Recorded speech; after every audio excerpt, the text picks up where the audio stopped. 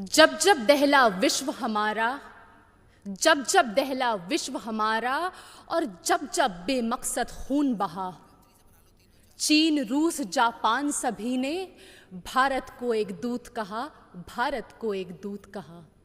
My warm greetings to dignitaries. I am Mahira Khan from Chhattisgarh, and I am here to speak on the topic of peace building and reconciliation, ushering in the era of no war.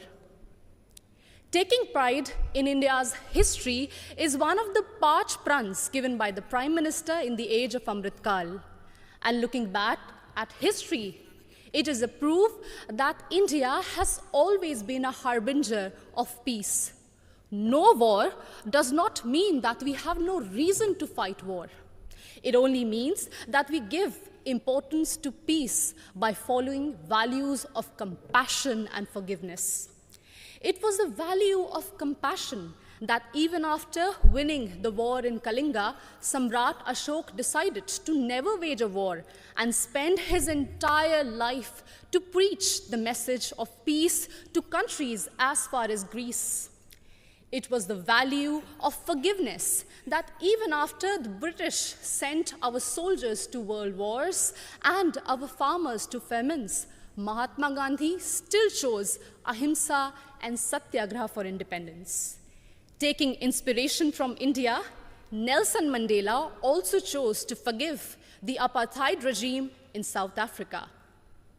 My dear audience, like this year's theme, India for the World, India not only preaches but also practices Vasudhaiva Kutumbakam.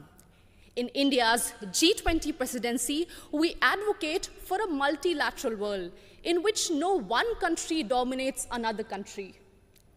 When China dominated Indo-Pacific, India rushed to help and support ASEAN countries. It acted east. When Sri Lanka needed loans, India was the first to give assurance to IMF. It showed that we believed in neighborhood first. And when Turkey, Syria were hit by deadly earthquakes, India rushed for their aid. It showed our brotherhood. Remember, in 1945, after testing the first atomic bomb, Oppenheimer quoted from Bhagavad Gita, "Now I have become death, the destroyer of worlds." And soon after that, the bombings in Hiroshima and Nagasaki, it was proved that the world does not need a war for peace, but it only needs one war, and that is the war against war itself, exactly what Mahatma Gandhi used to preach. हमें युद्ध के खिलाफ एक वास्तविक युद्ध की ज़रूरत है. And that's why all of us need to unite for one single cause, our planet Earth. The conflicts in West Asia, Africa, and the constant quest for world dominance between USA and China are doing no good for sustainable and equitable development. And this is worse even in the post-COVID era, something which we cannot afford. And in this circumstance, the world looks at India to find peaceful negotiation and conciliation in the midst of Russian-Ukraine war.